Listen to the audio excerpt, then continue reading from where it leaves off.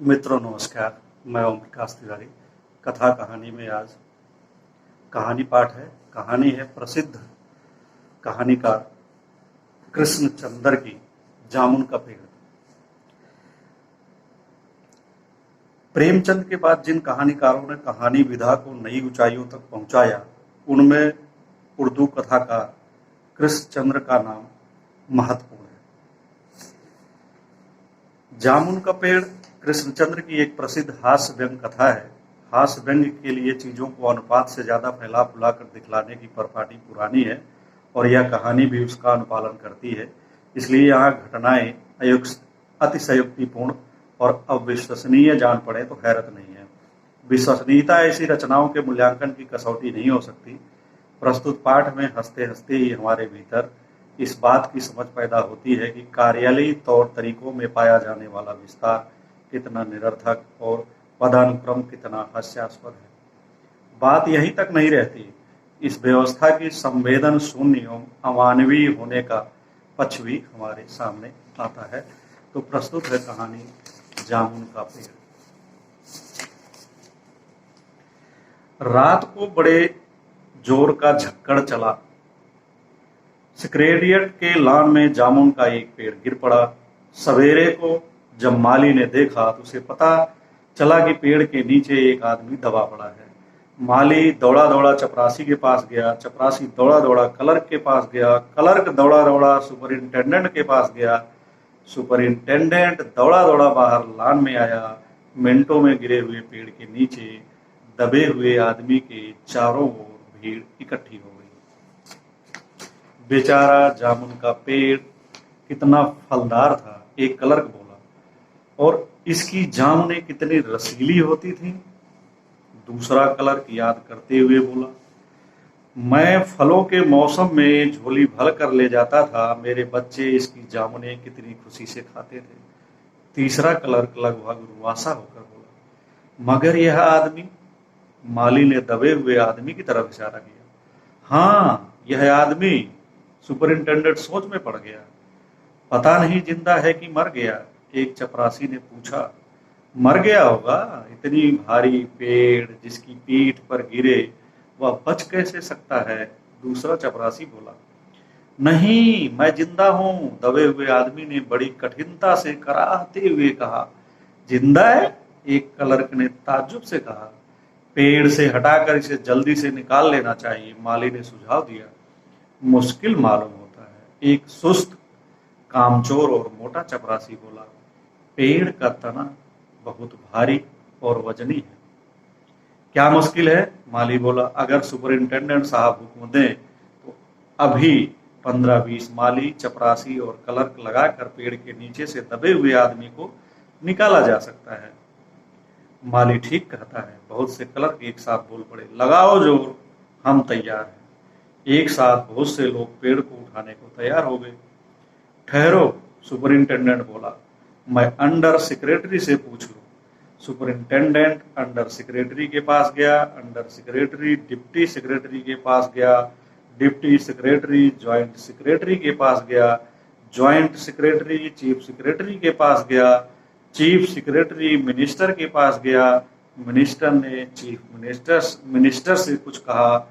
Chief secretary ने joint secretary से कुछ कहा। ज्वाइंट सेक्रेटरी ने डिप्टी सेक्रेटरी से कहा। डिप्टी सेक्रेटरी ने अंडर सेक्रेटरी से कहा। फाइल चलती रही।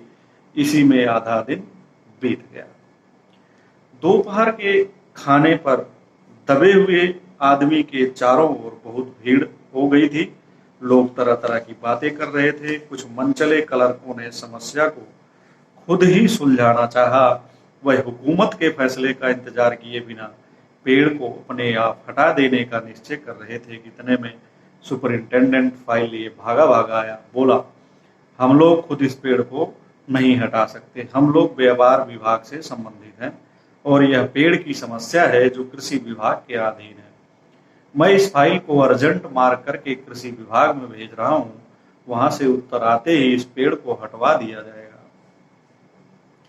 दूसरे दिन कृषि विभाग से उत्तर आया कि पेड़ व्यापार विभाग के लॉन में गिरा है, इसलिए इस पेड़ को हटवाने या न हटवाने की जिम्मेदारी व्यापार विभाग पर पड़ती है। यह उत्तर पढ़कर व्यापार विभाग को गुस्सा आ गया। उन्होंने फौरन लिखा कि पेड़ों को हटवाने या न हटवाने की जिम्मेदारी कृषि विभाग पर लागू होती है, व्यापार विभाग का इससे कोई संबंध नहीं है। दूसरे दिन भी फाइल चलती रही। शाम को जवाब आ गया, हम इस मामले को हॉर्टिकल्चर डिपार्टमेंट के हवाले कर रहे हैं क्योंकि यह एक फलदार पेड़ का मामला है और एग्रीकल्चर डिपार्टमेंट अनाज और खेती बाड़ी के मामलों में फैसला करने का हकदार है। जामुन का पेड़ चूंकि एक फलदार पेड़ है, इसलिए यह पेड़ हॉर्टिकल्चर डिपार्टमेंट के अंतर्गत आता है। रात को माली ने दबे हुए आदमी को दाल भात खिलाया, जबकि उसके चारों तरफ पुलिस का पहरा था कि कहीं लोग कानून को अपने हाथ में लेकर पेड़ को खुद से हटवाने की कोशिश न करें। मगर एक पुलिस कांस्टेबल को दया आ गई और उसने माली को दबे हुए आदमी को खाना खिलाने की इजाजत दे दी।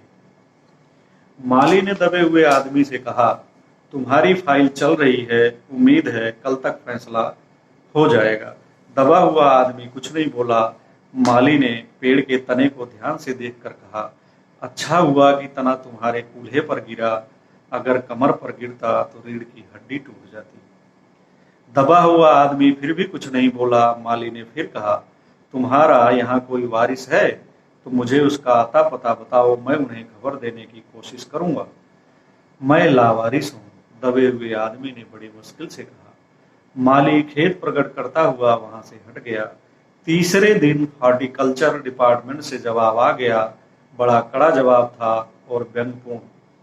हॉर्टिकल्चर डिपार्टमेंट का सेक्रेटरी साहित्य प्रेमी आदमी जान पड़ता था। उसने लिखा था, आश्चर्य है, इस समय जब हम पेड़ लगाओ स्कीम ऊंचे स्तर पर चला रहे हैं, हमारे देश में ऐसे सरकारी अफसर मौजूद हैं जो पेड़ों को काटने का सुझाव देते हैं, और वह भी एक फलदार पेड़ को, और वह भी जामुन के पेड़ को, जिसके फल जनता बड़े चाव से खाती है।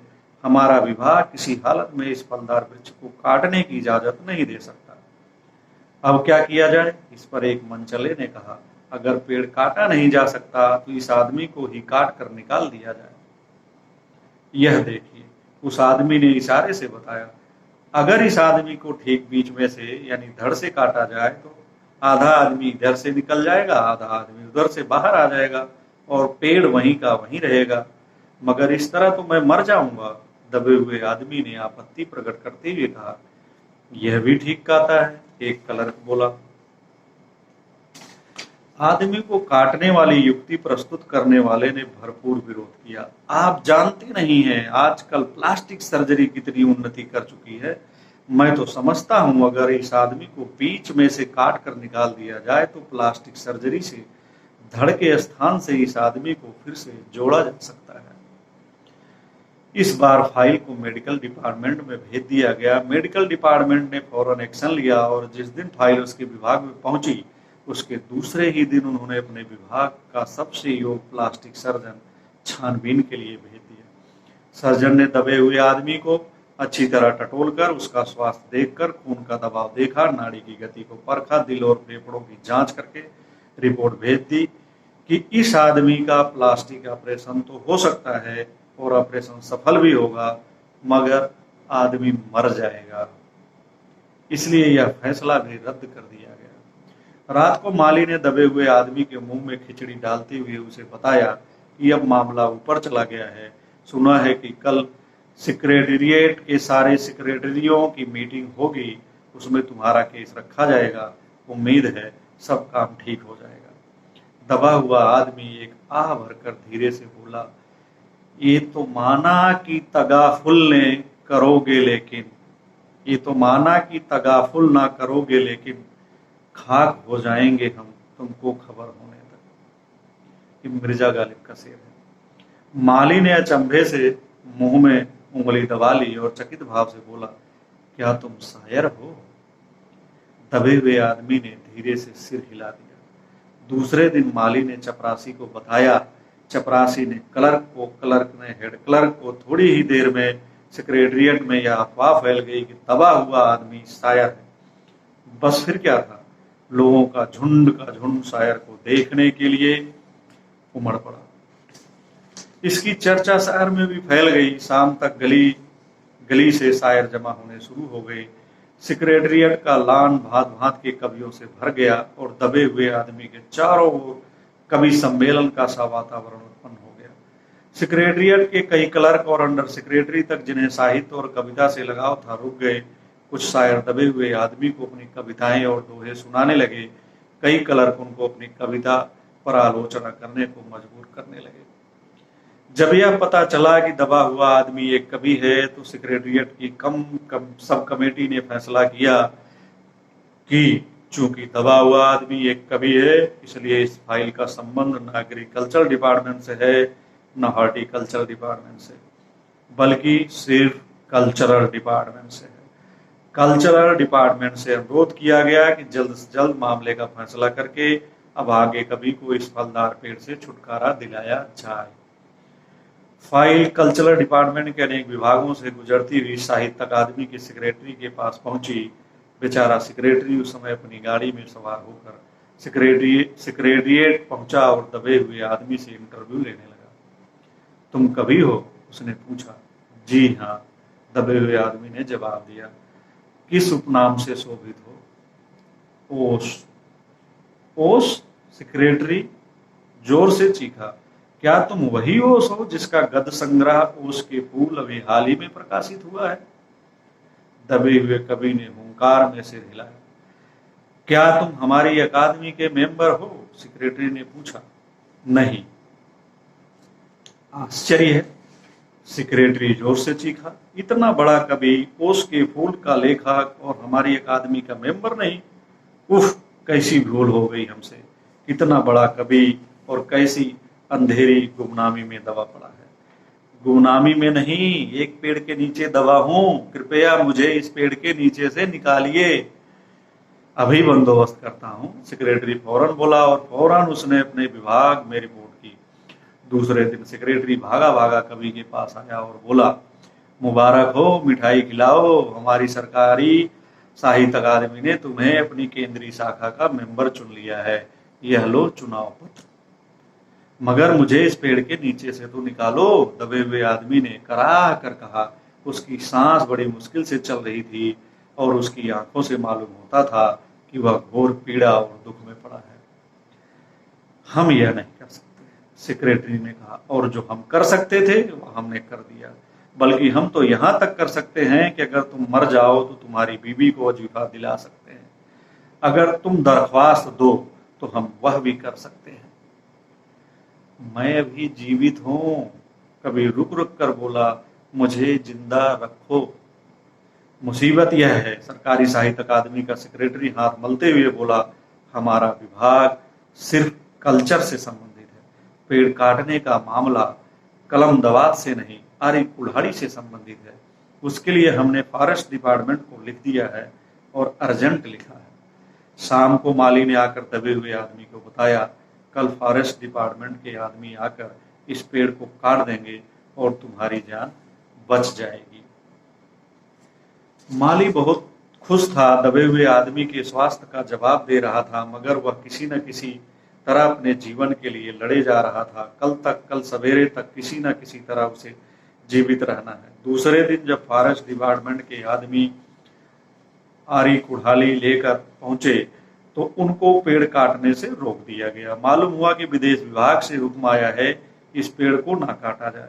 कारण यह था कि इस पेड़ को 10 साल पहले पिटोनिया राज्य के प्रधानमंत्री ने सेक्रेटरिएट के लॉन में लगाया था। अब अगर यह पेड़ काटा गया तो इस बात का काफी अंदेशा था कि पिटोनिया सरकार से हमारे संबंध सदा के लिए बिगड़ जाएंगे। मगर एक आदमी की जान का सवाल है, एक क्लर्क चिल्लाया। दूसरी ओर 2 राज्यों के संबंध का सवाल है। दूसरे क्लर्क ने पहले क्लर्क को समझाया, और यह भी तो समझो कि पिटोनिया सरकार हमारे राज्य को कितनी सहायता देती है। क्या हम उनकी मित्रता की खातिर एक आदमी का जीवन भी बलिदान नहीं कर सकते? कवि को मर जाना चाहिए, निस्संदेह। अंडर सेक्रेटरी ने सुपरिंटेंडेंट को बताया, आज सवेरे प्रधानमंत्री दौरे से वापस आ गए हैं।